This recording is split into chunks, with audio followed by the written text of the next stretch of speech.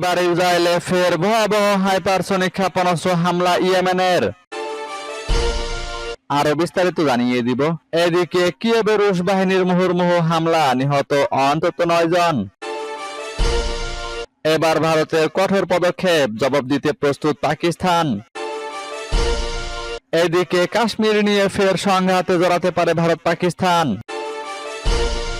আরো জানিয়ে দিব, এবার গাজায় ইসরায়েলি হামলায় নিহত আরো অন্তত 45 জন।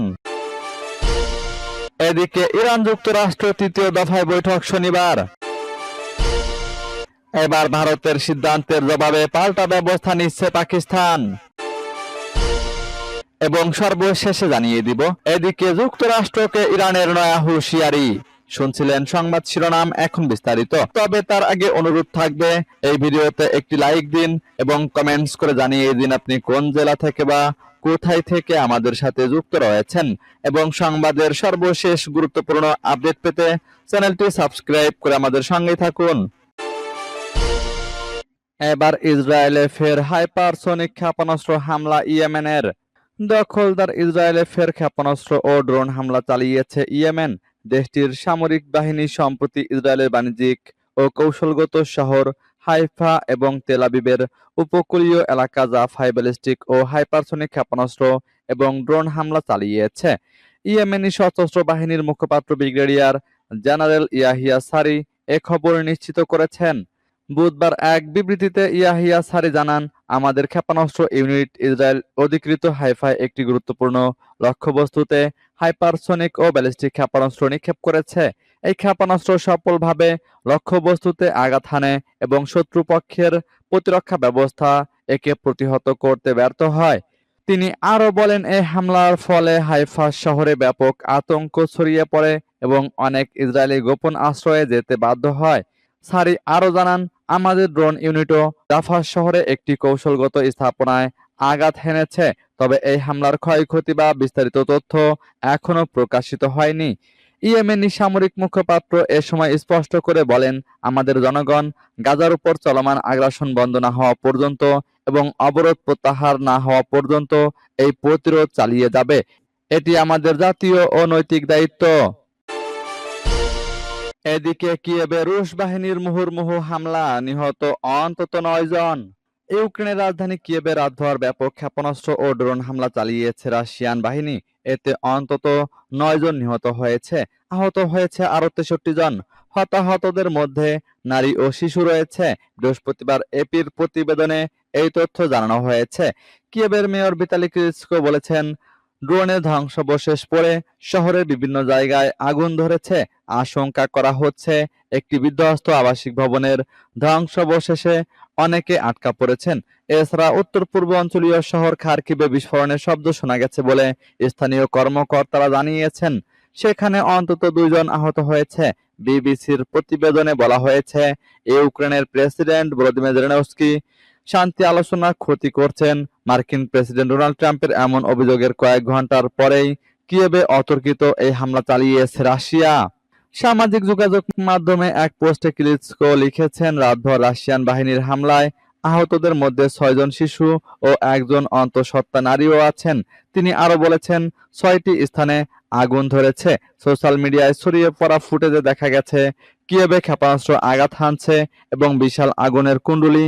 তবে এসব হামলা নিয়ে এখন পর্যন্ত কোনো মন্তব্য করেনি রাশিয়া। এবার ভারতের কঠোর পদক্ষেপ, জবাব দিতে প্রস্তুত পাকিস্তান। জম্মু কাশ্মীরের পাহেলগামে হামলার ঘটনার প্রেক্ষিতে কাউকে ছাড় না দেওয়ার হুঁশিয়ারি দিয়েছিলেন ভারতের প্রধানমন্ত্রী নরেন্দ্র মোদী। কাশ্মীরের হামলার ঘটনার সঙ্গে কোনো সম্পৃক্ততা নেই জানিয়ে নিজেদের অবস্থান আগেই স্পষ্ট করেছে পাকিস্তান। কিন্তু তারপরও ইসলামাবাদের বিরুদ্ধে 5টি বড় পদক্ষেপ নিয়েছে মোদী সরকার। যেসব পদক্ষেপ ঘোষণা করা হয়েছে, 5টি পদক্ষেপ হচ্ছে: সিন্ধু পানি চুক্তি স্থগিত, আটারি ওয়াঘা চেকপোস্ট বন্ধ, ভিসা বাতিল, পাক প্রতিরক্ষা কর্মকর্তাদের ফিরে যাওয়ার নির্দেশ, হাইকমিশনে কর্মকর্তার সংখ্যা কমানো। তবে পাকিস্তানের পক্ষ থেকে ভারতের এমন পদক্ষেপের জবাব দেওয়ার প্রস্তুতি চলছে বলেও জানা গেছে। দ্য ডনের প্রতিবেদনে বলা হয়েছে, পাকিস্তানের উপপ্রধানমন্ত্রী ও পররাষ্ট্রমন্ত্রী ইসহাক দার ঘোষণা করেছেন, প্রধানমন্ত্রী শেহবাজ শরীফ ভারতীয় কর্মকাণ্ডের জবাব দিতে বৃহস্পতিবার সকালে জাতীয় নিরাপত্তা কমিটির একটি সভা ডেকেছেন। এইদিকে কাশ্মীর নিয়ে ফের সংঘাতে জড়াতে পারে ভারত পাকিস্তান। ভারত নিয়ন্ত্রিত জম্মু কাশ্মীরের পাহাড় ঘেরা উপত্যকা পাহেলগাম দীর্ঘদিন ধরেই পর্যটকদের কাছে আকর্ষণীয় স্থান। পর্যটকরা একে মিনি সুইজারল্যান্ড বলেও ডাকেন। মঙ্গলবার বিকালে পাহেলগামে এক মর্মান্তিক বন্দুক হামলার ঘটনা ঘটে। তাতে অন্তত ২৬ জন নিহত এবং আরো বহু মানুষ আহত হন। বেশিরভাগই পর্যটক, যার মধ্যে অন্তত এক বিদেশিও রয়েছেন। অজ্ঞাত বন্দুকধারীরা তাদের উপর গুলি চালায় বলে জানা গেছে। এটি ২০১৯ সালের পর কাশ্মীরে সবচেয়ে প্রাণঘাতী হামলার ঘটনা বলে বিবেচিত হচ্ছে। হামলার দায় স্বীকার করেছে রেজিস্ট্যান্স ফ্রন্ট নামে একটি গোষ্ঠী। তারা বলছেন অঞ্চলটিতে ৮৫,০০০ বহিরাগত বসতির প্রতিবাদে এই হামলা চালানো হয়েছে। তবে ভারতের পুলিশের দাবি, ভারতীয় শাসন বিরোধী সন্ত্রাসীরা এই হামলার পেছনে রয়েছে। ভারতের সাবেক সামরিক ও গোয়েন্দা কর্মকর্তারা অভিযোগ করেছেন, পাকিস্তানের সেনাবাহিনী এই হামলার নেপথ্যে রয়েছে এবং এর বিরুদ্ধে দৃঢ় ও দ্রুত জবাব চেয়েছেন ভারত। উল্লেখ্য, ২০১৯ সালে সন্ত্রাসী হামলায় ৪০ জন ভারতীয় আধা সামরিক বাহিনীর সদস্য নিহত হওয়ার পর ভারত পাকিস্তানে বিমান হামলা চালিয়েছিল। এর জবাবে পাকিস্তানও পাল্টা আক্রমণ করে। তখন ভারতীয় একটি যুদ্ধ বিমান পাকিস্তানে বিধ্বস্ত হয় এবং পাইলটকে পরে ভারতের কাছে ফিরিয়ে দেওয়া হয়। আবারও গাজায় ইসরায়েলি হামলায় নিহত আরো অন্তত ৪৫ জন। ফিলিস্তিনের অবরুদ্ধ গাজা ভূখণ্ডে ইসরায়েলি হামলায় গত ২৪ ঘন্টায় আরো ৪৫ জন ফিলিস্তিনি নিহত হয়েছেন। ১০০ জনের বেশি আহত হয়েছেন। রাতভর গাজায় হামলায় মৃতের সংখ্যা বেড়েই চলেছে। এতে করে অবরুদ্ধ এই উপত্যকাটিতে নিহতের সংখ্যা ৫১,৩০৫ জনে পৌঁছেছে। বৃহস্পতিবার এই তথ্য জানিয়েছে সংবাদ মাধ্যম আল জাজিরা। প্রতিবেদনে বলা হয়েছে, বুধবার গাজায় ইসরায়েলি হামলায় অন্তত ৪৫ জন নিহত এবং আরো ১০০ জনেরও বেশি আহত হয়েছেন বলে চিকিৎসা সূত্রে জানা গেছে। রাতভর গাজায় হামলায় মৃতের সংখ্যা বেড়ে চলেছে। পৃথক প্রতিবেদনে বার্তা সংস্থা আনাদুলু বলছে, গাজা উপত্যকায় ২০২৩ সালের অক্টোবর থেকে ইসরায়েলের গণহত্যামূলক আগ্রাসনে ভূখণ্ডটিতে মোট মৃতের সংখ্যা বেড়ে ৫১,৩০৫ জনে পৌঁছেছে বলে বুধবার গাজার স্বাস্থ্য মন্ত্রণালয় জানিয়েছে। মন্ত্রণালয়ের এক বিবৃতিতে বলা হয়েছে, ইসরায়েলি হামলায় আহত হওয়া আরো ১০৫ জনকে গাজার বিভিন্ন হাসপাতালে নেওয়া হয়েছে। এর ফলে সংঘাতের শুরু থেকে আহতের সংখ্যা বেড়ে ১,১৭,০৯৬ জনে পৌঁছেছে। অনেক মানুষ এখনো ধ্বংসস্তূপের নিচে এবং রাস্তায় পড়ে থাকলেও উদ্ধারকারীরা তাদের কাছে পৌঁছাতে পারেননি। এদিকে ইরান যুক্তরাষ্ট্র তৃতীয় দফায় বৈঠক শনিবার। ইরান ও যুক্তরাষ্ট্রের মধ্যে পরোক্ষ পরমাণু আলোচনার দ্বিতীয় দফায় উভয় পক্ষ অগ্রগতির কথা জানিয়েছে। আলোচনার পরিবেশকে গঠনমূলক বলে অভিহিত করেছে ইরানের পররাষ্ট্র মন্ত্রণালয়। আগামী শনিবার ওমানের তৃতীয় দফার বৈঠক অনুষ্ঠিত হবে বলে জানানো হয়েছে সূত্র এপির। ইরানের পররাষ্ট্র মন্ত্রণালয়ের মুখপাত্র মঙ্গলবার বিষয়টি নিশ্চিত করেছেন। ওমানের রাজধানী মাস্কোটে বৈঠকটি হবে। রোমে অনুষ্ঠিত দ্বিতীয় দফার বৈঠকে ইরানের পররাষ্ট্রমন্ত্রী আব্বাস আরাগচি ও যুক্তরাষ্ট্রের মধ্যপ্রাচ্য বিষয়ক দূত স্টিভ উইটকফ দেশ দুটি নেতৃত্ব দেন। দুই দেশের প্রতিনিধিরা সরাসরি মুখোমুখি না হয়ে ওমানের পররাষ্ট্রমন্ত্রীর মাধ্যমে বার্তা বিনিময় করেন। আলোচনায় কিছু মূলনীতি ও লক্ষ্য নিয়ে বোঝাপড়া হয়েছে বলে জানিয়েছেন আরাগচি। যুক্তরাষ্ট্রের পক্ষ থেকে আনুষ্ঠানিক বিবৃতি না এলেও একজন শীর্ষ কর্মকর্তা বলেছেন, আলোচনায় ভালো অগ্রগতি হয়েছে এবং পরবর্তী বৈঠক নিশ্চিত। এবার ভারতের সিদ্ধান্তের জবাবে পাল্টা ব্যবস্থা নিচ্ছে পাকিস্তান। কাশ্মীরের পাহেলগামে সশস্ত্র হামলার জেরে ভারতের নেওয়া একাধিক কঠোর সিদ্ধান্তের প্রেক্ষিতে এবার পাল্টা পদক্ষেপ নিতে যাচ্ছে পাকিস্তান। এ লক্ষ্যে বৃহস্পতিবার পাকিস্তানের প্রতিরক্ষামন্ত্রী খাজা আসিফের আহ্বানে জাতীয় নিরাপত্তা কমিটির জরুরি বৈঠক অনুষ্ঠিত হবে। এই বৈঠকে সভাপতিত্ব করবেন প্রধানমন্ত্রী শাহবাজ শরীফ।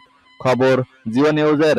গত সপ্তাহে জম্মু ও কাশ্মীরের পাহেলগামে বন্দুকধারীদের হামলায় ২৬ জন পর্যটক নিহত হন এবং আহত হন আরো ১৭ জন। এই ঘটনার দায়ভার পাকিস্তানের উপর চাপিয়ে ভারত একাধিক কড়া সিদ্ধান্ত নেয়। এর মধ্যে উল্লেখযোগ্য হলো সিন্ধু নদী পানি চুক্তি স্থগিত এবং পাকিস্তানি নাগরিকদের জন্য ভারত ভ্রমণে নিষেধাজ্ঞা আরোপ। ভারতের এসব সিদ্ধান্তকে কেন্দ্র করে পাকিস্তানের জাতীয় নিরাপত্তা কমিটির জরুরি বৈঠকে ভারতের বিরুদ্ধে সম্ভাব্য পাল্টা পদক্ষেপ নিয়ে আলোচনা হবে বলে এক বিবৃতিতে জানানো হয়েছে। বুধবার জিও নিউজকে দেওয়া এক সাক্ষাৎকারে প্রতিরক্ষামন্ত্রী খাজা আসিফ বলেন, ভারতের একতরফা সিদ্ধান্তের বিরুদ্ধে আমরা পাল্টা ব্যবস্থা গ্রহণ করব। প্রধানমন্ত্রী শাহবাজ শরীফের সঙ্গে বৈঠক শেষে পরবর্তী পদক্ষেপ নেওয়া হবে। এদিকে যুক্তরাষ্ট্রকে ইরানের নয়া হুঁশিয়ারি। ইরানের পররাষ্ট্রমন্ত্রী আব্বাস আরাঘচি তেহরানের বেসামরিক পারমাণবিক কর্মসূচি নিয়ে আমেরিকার সাথে পরোক্ষ আলোচনার মধ্যেই ইসরায়েলকে কড়া হুঁশিয়ারি দিয়েছেন। তিনি দাবি করেছেন, এই আলোচনা ভেস্তে দেওয়ার জন্য তেল আবিব উঠে পড়ে লেগেছেন। আরাঘচি বলেছেন, অতীতে নাশকতা প্রচেষ্টা এবং হত্যার প্রচেষ্টার কারণে দেশের নিরাপত্তা পরিষেবাগুলো বর্তমানে উচ্চ সতর্কতায় রয়েছে। সামাজিক যোগাযোগ মাধ্যম এক্সে এক পোস্টে আরাঘচি বলেন, ইসরায়েল এবং কিছু বিশেষ স্বার্থান্বেষী গোষ্ঠী এই কূটনীতিকে বিপথগামী করার চেষ্টা করছে। তারা বিভিন্ন কৌশল ব্যবহার করছে, এটা সবার কাছে স্পষ্ট। ইরানের পররাষ্ট্রমন্ত্রী বলেছেন, অতীতে নাশকতা এবং হত্যা অভিযানের চেষ্টার কারণে ইরানের নিরাপত্তা পরিষেবাগুলি উচ্চ সতর্কতায় রয়েছে।